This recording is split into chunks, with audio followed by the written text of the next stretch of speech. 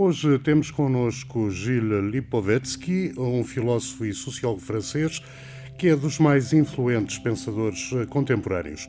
Autor de obras fundamentais sobre a pós-modernidade e a hipermodernidade, veio a Lisboa para, neste dia 20 de novembro de 2025, participar na primeira Conferência Internacional LIACOM, o Laboratório de Investigação Aplicada em Comunicação e Média, uma iniciativa que decorreu na Escola Superior de Comunicação Social.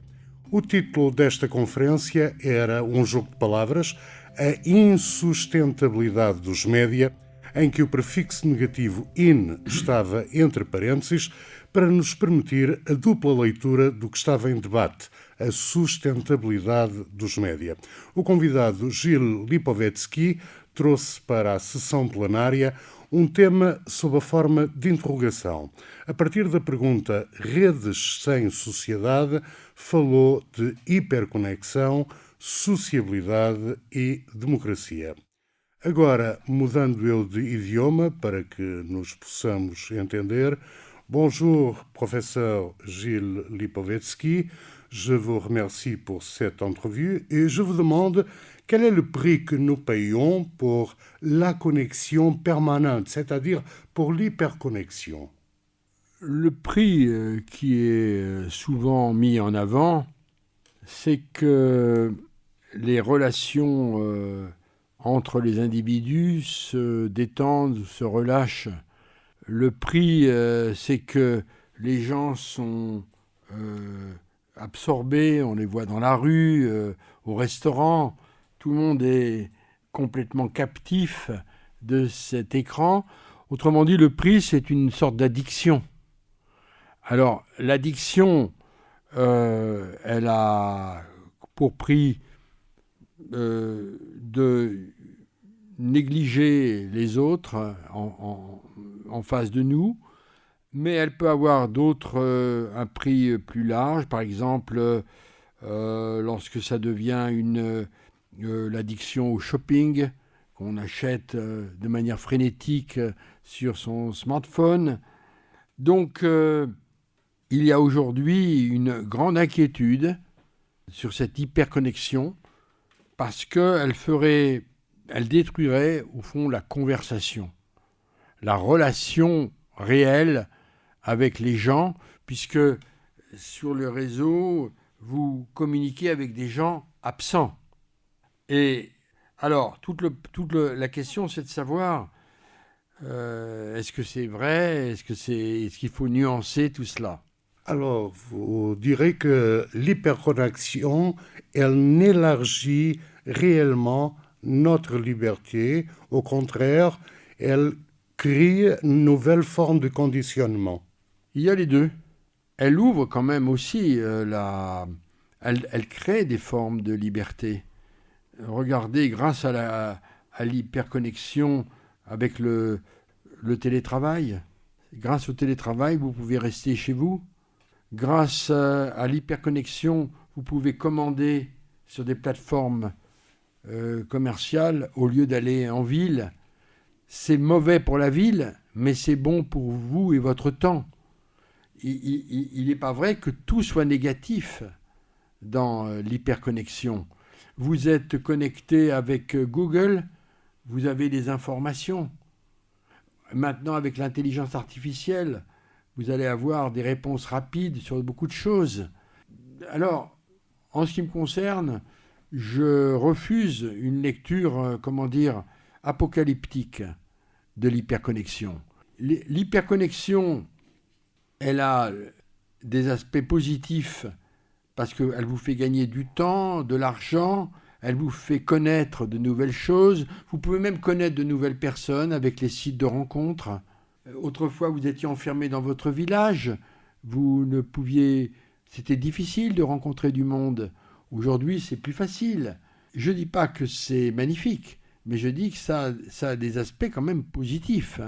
Mais il y a des aspects négatifs. Cet aspect négatif, c'est que on a parfois le sentiment que les gens ne se parlent plus. Vous voyez dans les cafés, les gens sont chacun avec son smartphone au lieu d'échanger avec les autres. Et puis il y a aussi les aspects négatifs de l'hyperconnexion, c'est les fake news, c'est les formes d'harcèlement que subissent les jeunes. Vous savez, l'aspect négatif est réel. On a montré, des études montrent très bien que dès qu'il y a eu les réseaux sociaux, c'est-à-dire en 2010, c'est la date de naissance des réseaux sociaux, on a vu chez les jeunes l'augmentation des taux de dépression et de suicide. Alors, parce que les jeunes vivent beaucoup en rapport avec les autres, ils subissent des vexations, des discours terribles et qu'ils vivent très mal. Donc, l'hyperconnexion, c'est comme le dieu grec, la figure grecque de Janus. Elle a deux faces.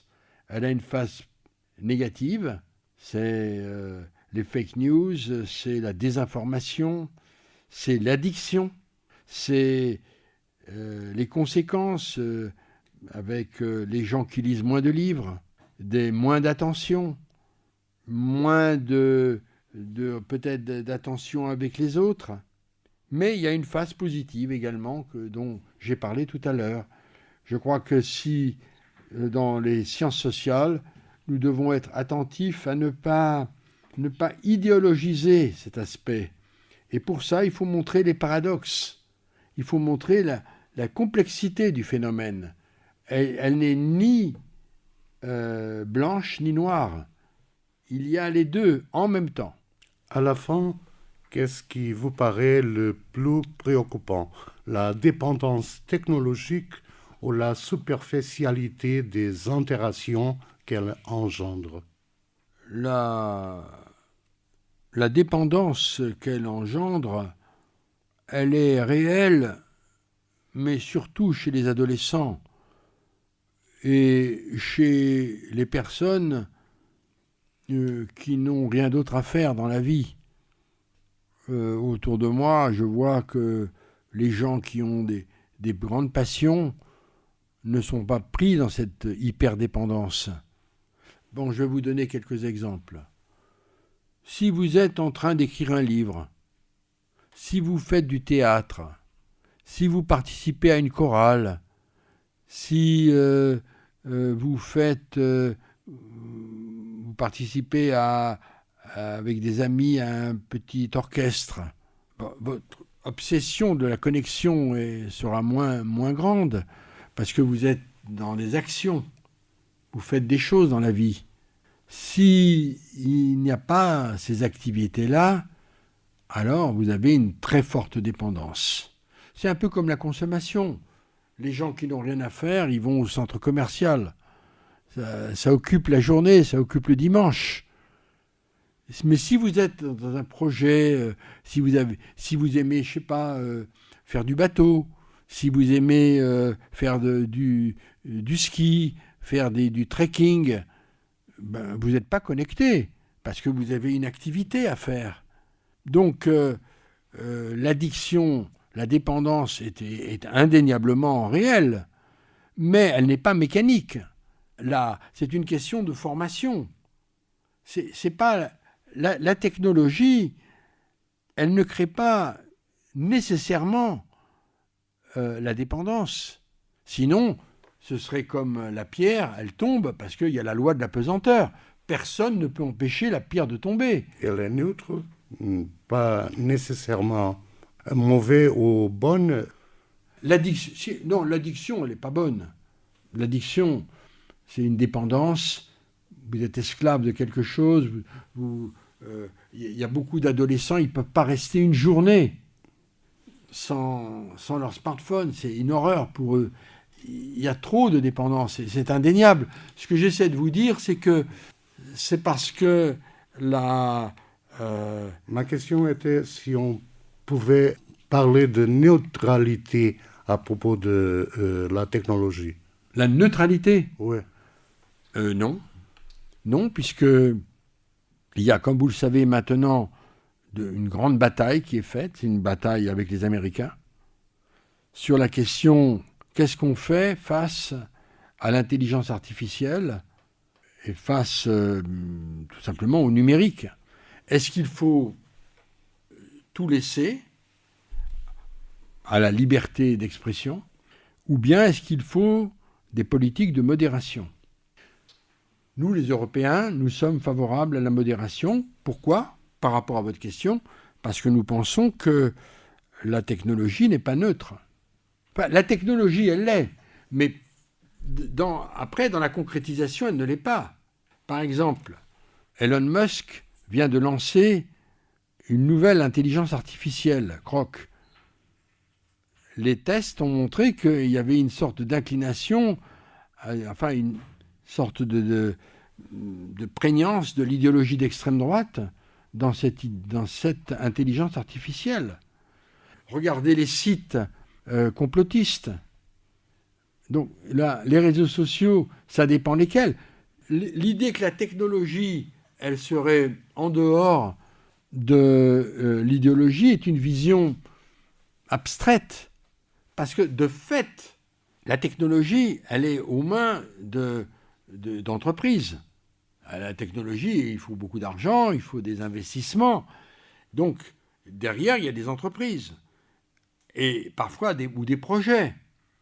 Donc, de plus en plus, on voit que les technologies ne sont pas neutres.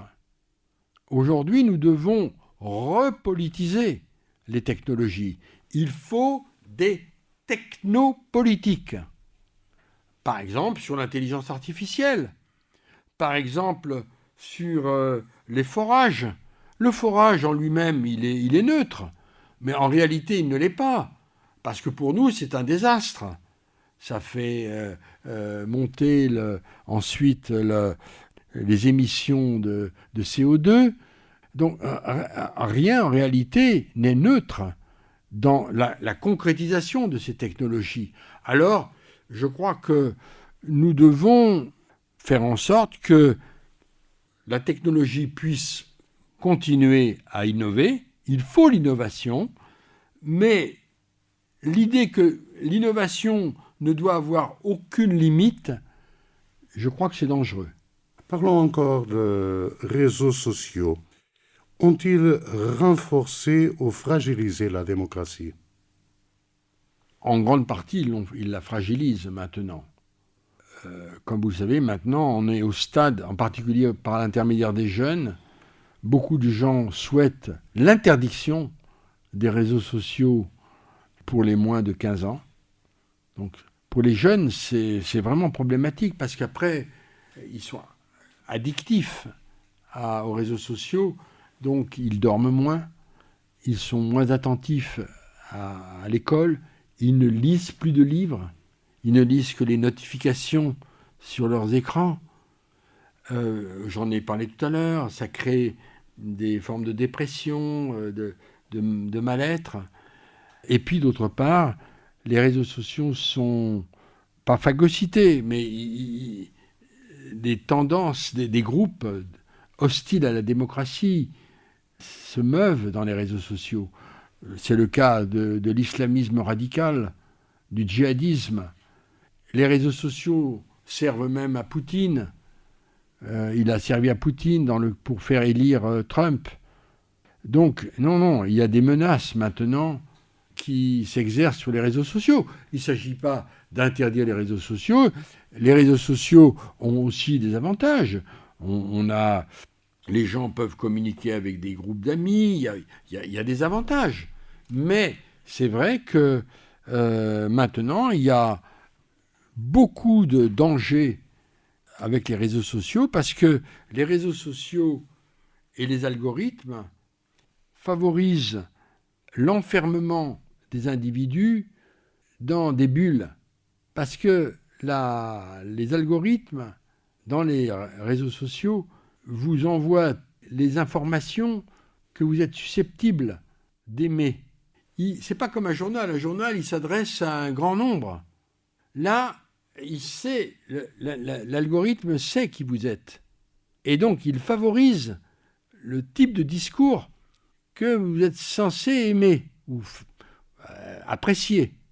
alors le danger, c'est que ça enferme les individus dans leur groupe. Et alors le grand danger, c'est la polarisation des démocraties. Un exemple assez révélateur, c'est que autrefois aux États-Unis, on disait que les démocrates et les républicains, c'était pareil, il y avait quelques différences, mais bon, C'était avant. voilà, c'est assez proche. Les gens pouvaient se parler. Aujourd'hui, ils ne se parlent plus. Dans la même rue, si on sait qu'un est un Trumpiste, l'autre ne l'est pas, ils se détestent. Il y a une sorte de mur. Donc, les réseaux sociaux favorisent le clivage, le fossé entre les citoyens. Avant, en 1960, lorsque vous aviez, je ne sais pas, des parents avaient une jeune fille qui voulait épouser, dont les parents étaient républicains, qui voulait épouser un démocrate, bon, la majorité ne trouvait pas ça très préjudiciable. Aujourd'hui, il y a 1 sur 2 des parents qui condamnent, qui ne veulent pas que leur enfant se marie avec quelqu'un qui n'est pas de leur bord politique. C'est vous dire combien les réseaux sociaux ont contribué à créer une société où la moitié des gens ne connaissent pas l'autre moitié. Ils nourrissent des stéréotypes vis-à-vis des autres. Ils les traitent comme des ennemis. Alors, la démocratie, ce n'était pas ça. La démocratie, c'est un régime qui doit favoriser les compromis, les discours, les échanges.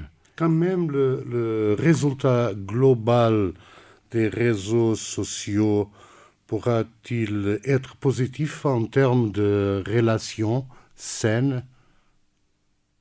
Je pense que nous devons sortir de la réflexion qui nous enferme seulement dans les réseaux sociaux.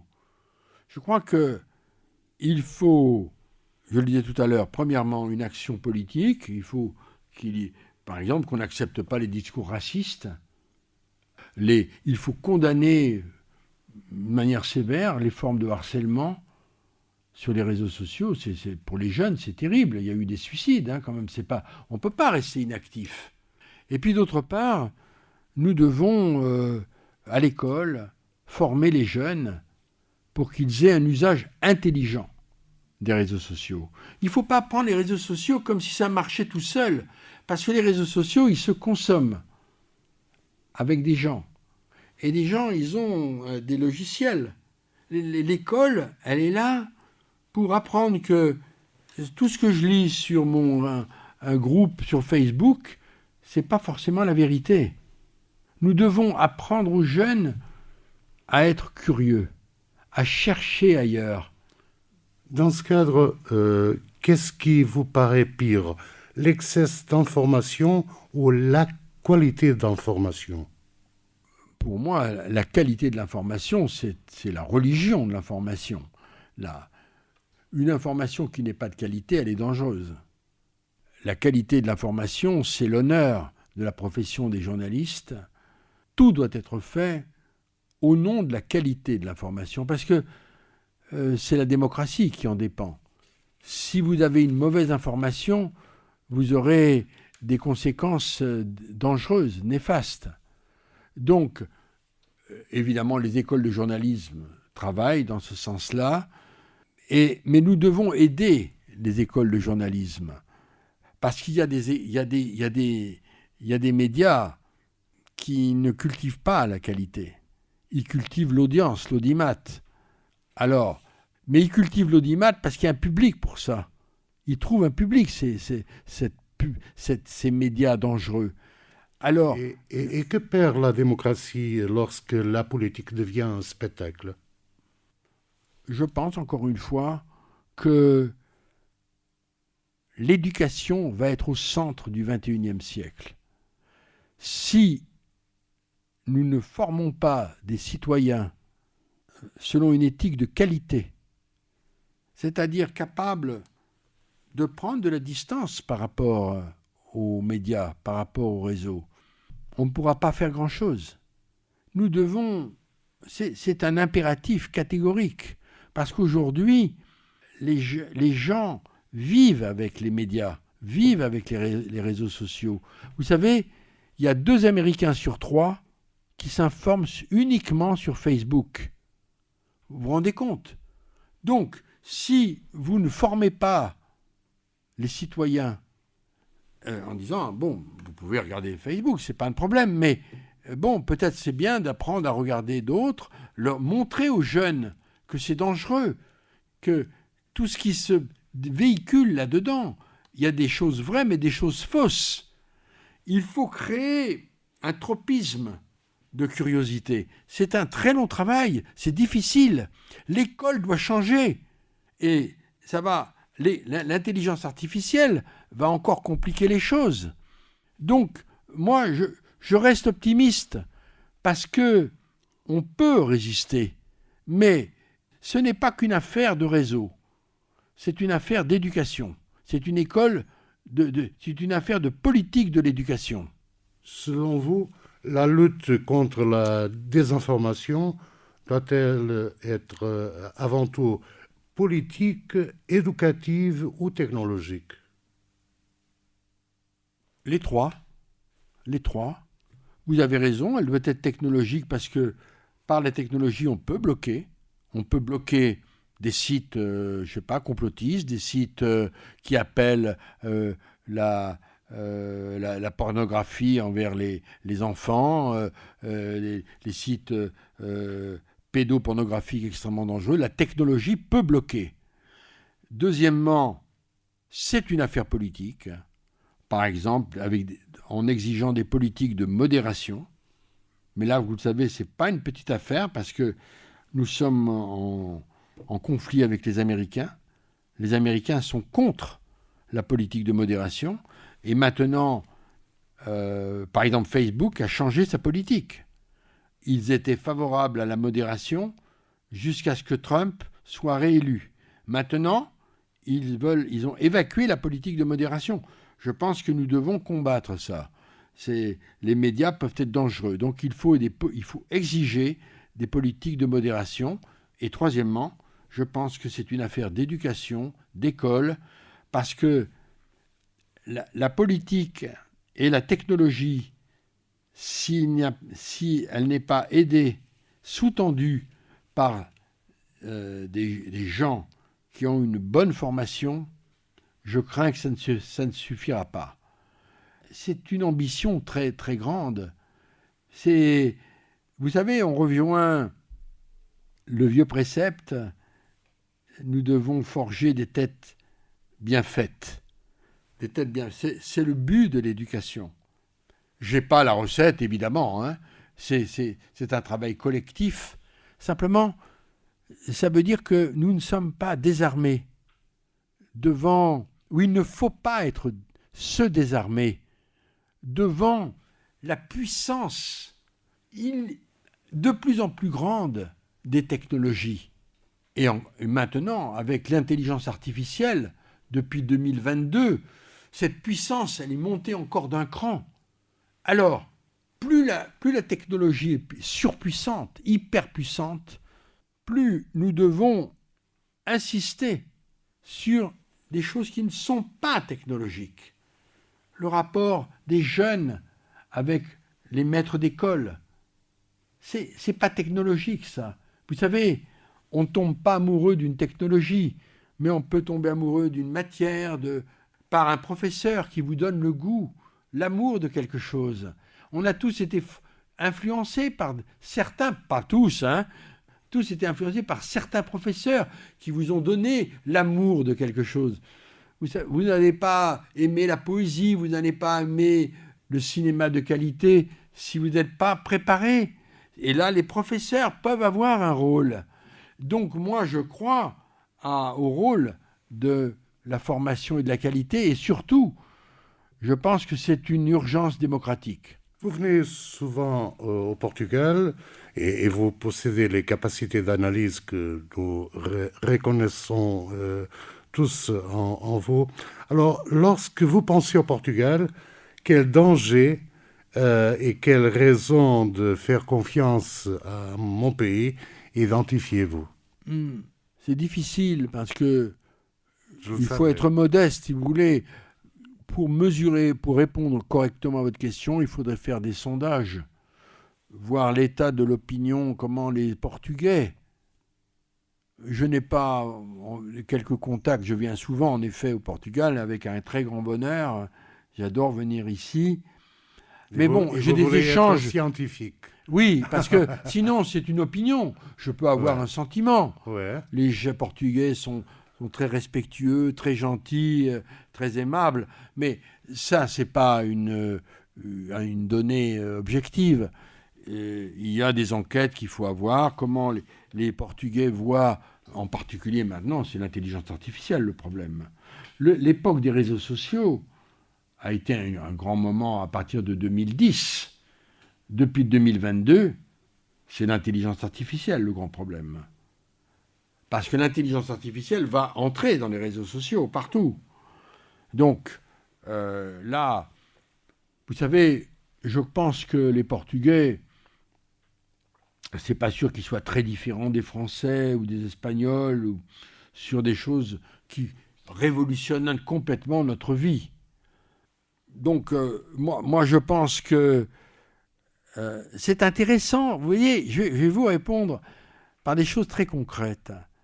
Je ne suis pas pessimiste complètement parce que on dit les jeunes passent beaucoup de temps devant les écrans et c'est dangereux. Et c'est vrai. Je crois qu'ils passent trop de temps. Quand vous savez qu'il y a même des enfants maintenant qui ont à 1 an, 2 ans, ils passent des heures devant. C'est une aberration. Mais en même temps, il y a beaucoup de parents. J'en vois beaucoup de parents autour de moi qui interdisent à leurs enfants d'avoir des écrans. Donc, il y a une conscience, mais elle n'est pas généralisée. On peut résister, les parents peuvent résister, ils doivent résister, mais il faut les aider. Il faut que dans les magazines, les journaux, à l'école, on éduque les parents. On leur dit, il ne faut pas que les enfants passent trop de temps. Un peu de temps, un peu, il ne faut pas diaboliser les écrans. Ce qui est néfaste, c'est l'excès, c'est l'hyper. Et nous devons modérer. Pour conclure, une dernière préoccupation. Comment retrouver de la profondeur dans un monde qui semble organisé pour le superficiel? La culture. Je pense que dans un monde où l'informatique, les mathématiques, l'efficacité sont érigées en divinité, je crois que la culture n'a pas dit son dernier mot. La culture, c'est-à-dire d'avoir du recul. Il n'y a pas que des chiffres, il n'y a pas que des données. C'est quel monde nous vivons? D'où venons-nous? Dans quel système tout ça fonctionne? Je pense que la bonne vieille culture dite humaniste, elle doit se maintenir. Nous devons continuer à donner les repères de valeurs. Ce n'est pas les chiffres, ça. C'est les valeurs, le respect de la personne, le respect de la démocratie, la tolérance, et comprendre le monde dans lequel nous sommes, quelle est notre histoire. Le monde n'est pas fini. Où ça va? Comment l'antagonisme maintenant avec les États-Unis, avec la Chine? L'Europe a un destin aujourd'hui ouvert, menacé. Nous devons prendre en compte cela. Et je crois que face à tous ces périls de l'hyperconnexion, des médias, je pense que la culture, l'art, la sensibilité doivent retrouver de la dignité. Elle ne l'a jamais perdue, évidemment, mais nous devons le renforcer dans la famille et à l'école. Merci beaucoup por cette entrevue. O entrevistado foi Gilles Lipovetsky, filósofo e sociólogo francês. As perguntas foram de Carlos Andrade, o tratamento de som de Nuno Portugal.